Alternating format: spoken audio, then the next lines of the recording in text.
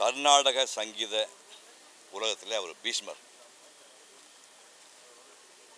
பத்ம விபூஷன் விருது இல்லை, அதுக்கு மேலேயும் ஒரு விருது கொடுக்கலாம், அதுக்குள்ளே அவர் போயிட்டார். 6 வயசுலேருந்து மேடையில் அவர் பாடிட்டுருக்காருன்னு கேள்விப்பட்டேன். 6 வயசுலேருந்து உலக அளவில் 25,000 மேடைகளில் பாடினவர். 15 வயசுலேயே நமக்கு சங்கீதத்துக்கு நமக்கு சம்மந்தம் இல்லை கூட 72 மேளகத்தா ராகங்களை பயிற்சி எடுத்து 15 வயசுலேயே அது பாட ஆரம்பித்து சாதகம் பண்ண ஒரு மகத்தான மனிதர். இப்போ இந்திய அளவில் மிகப்பெரிய மேதைகள்னு பார்த்தா பீம் சென் ஜோஷி, ஹரிபிரசாத் சௌராஷ்யா ஃப்ளூட் வாசிக்கிறவர். அந்த வரிசையில் வச்சு நம்ம வணங்க வேண்டிய ஒரு மகத்தான ஒரு மனிதர். இவர் இந்த மாதிரி ஆட்கள் திரைப்படத்துறைக்கு வர்றதை கொஞ்சம் மனிதமாக நினைப்பாங்க. ஆனால் அருட்செல்வர் ஏபி நாகராஜன் அவர்கள் அந்த திருவிளையாடல் படத்தை 1965 எடுத்தபோது அவருடைய வேண்டுகோளை ஏற்று இவர் டிஎஸ் பாலையாவுக்காக அந்த ஹேமநாத பாகவதன் ஒரு வேஷத்துக்காக ஒரு பாட்டு பண்ணார். அது திருவிளையாடல் பெரிய ஹிட்டான படம். அந்த படத்தினுடைய வெற்றியில் 20% அந்த பாடலுக்கும் அண்ட் பாலையா அவர் நடிப்புக்குமே சொல்ல அவ்வளவு பிரமாதமாக பேர் வாங்கி கொடுத்த ஒரு படம் அது. அதுக்கப்புறம் ஏவிஎம் அவர்கள் 2 மொழியில் பக்த பிரகலா படத்தை தமிழ்லையும் தெலுங்குலேயும் பண்ணாங்க. அதில் நாரதர் வேஷம் அவரே நடித்தார். இது முடித்து கிட்டத்தட்ட 67 நடக்குது. அதுக்கப்புறம் 77 10 ஆண்டுகளுக்கு பிறகு இளையராஜா அவருடைய இசையிலே சின்ன கண்ணன் அழைக்கிறான்ங்கிற ஒரு பாடலை எனக்கு பாடினார். அதுக்கிடையில் தங்கரதம் வந்தது வீதியிலேன்னு ஒரு பாட்டு கலைக்கோயில்னு ஸ்ரீதர படத்துக்கு பாடியிருக்காருன்னு நினைக்கிறாரு, நிறைய பேருக்கு தெரியாது. அது ஒரு பாட்டு அதில் அவர் பாடியிருக்கார். அதுக்கப்புறம் ரொம்ப பாப்புலரான மாதிரி சின்ன கண்ணன் அழைக்கிறான்னு அடிக்கடி டிவியில் போடுவாங்க. அந்த பாடலை படமாக்கின சூழல் நினச்சி பார்க்குறேன். சிக்மங்களூரில் ஸ்ரீதேவி அப்போ 16-17 வயசு பொண்ணு. நாங்கள் காலையில் 3 மணிக்கெலாம் எழுந்துடுவோம். 3 மணிக்கு எழுந்து நான் கிருஷ்ணன் வேஷம் போடுவேன். பிளாக் அண்ட் ஒயிட் படம், கிருஷ்ணன் வேஷம் போடுவேன். ராதை வேஷம் சீதையை போட்டுக்கிட்டு முடுகரேன்னு பேர் அது லொக்கேஷன்லேருந்து சிக்மங்களூர்லேருந்து ஒரு 30-40 மைல் போய் மலை உச்சிக்கு போய் சூரிய உதயத்துக்காக காத்துட்ருப்போம். சூரிய உதயம் மேலே வரும்போது இந்த சின்ன கண்ணன் அழைக்கிறான் பாட்டை நாங்கள் படமாக்கணும்.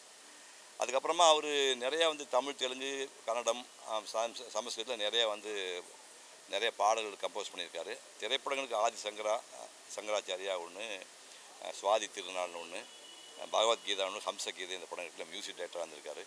என்னுடைய பார்வையில் அந்த இழப்பு தான் இருந்தால் கூட முழுமையாக வாழ்ந்த ஒரு மனிதர். அதாவது பிறந்தார், சிறு வயதிலேயே மரியாதைக்குரிய இடத்துல இருந்தார், உலகமே கொண்டாடக்கூடிய ஒரு இசையமைப்பாளர் வாழ்ந்தார், விடைபெற்று கொண்டார். அவர் ஆத்மா சாந்தி அடையட்டும். இதய நாடிகளை வருடிய காலத்தால் அழியாத நாதத்தை எழுப்பிய வீணையின் நரம்பு அருந்துவிட்டது. பாலமுரளி கிருஷ்ணா என்கின்ற அந்த பெயர் 400 பாடல்களுக்கு, திரைப்பாடல்களுக்கு அவரே இசையமைத்தவர். 25,000 கச்சேரிகளை நடத்தியவர். தென்னிந்தியாவில் அவர் பாடாத சபாக்கள் எவையுமே இருக்காது. நான் இசையின் ரசிகன். அதுவும் திரைப்பட பாடல்களின் என் இதயம் கவர்ந்த பாடல்களை நாள்தோறும் கேட்பவன்.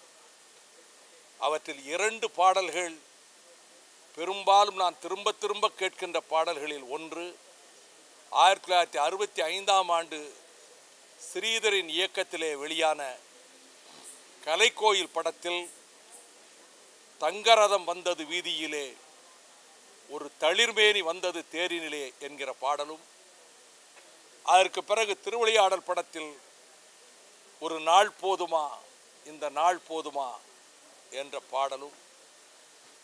அந்த கானம் ஒவ்வொருவருக்கும் ஒரு குரலிலே ஒரு தனித்துவமான கானம் இருக்கிறது.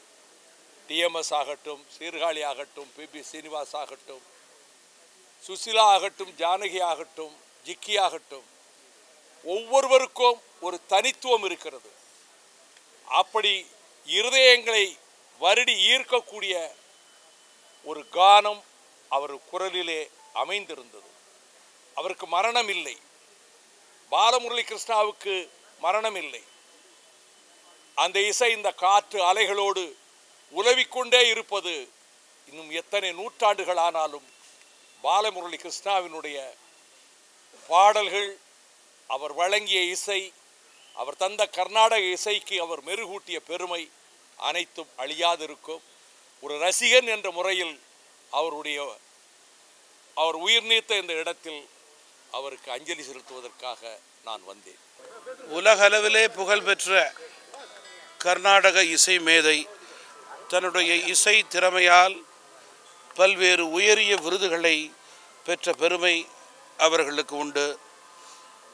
இந்தியாவினுடைய பெருமையை உலக நாடுகள் மத்தியிலே தன்னுடைய இசை மழையினால் பரப்பியவர்.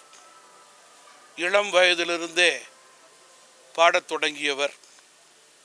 இந்தியாவில் மட்டுமல்ல, உலக நாடுகளிலே அவர்களை தெரியாத இசைக்கலைஞர்களே இருக்க முடியாது.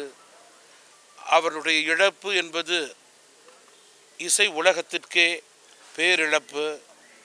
அவர்களை இழந்து வாடும் குடும்பத்தாருக்கும் இசைக்கலைஞர்களுக்கும் ஆர்வலர்களுக்கும் ஆழ்ந்த அனுதாபத்தை இந்த நேரத்தில் தெரிவித்துக் கொள்கிறேன்.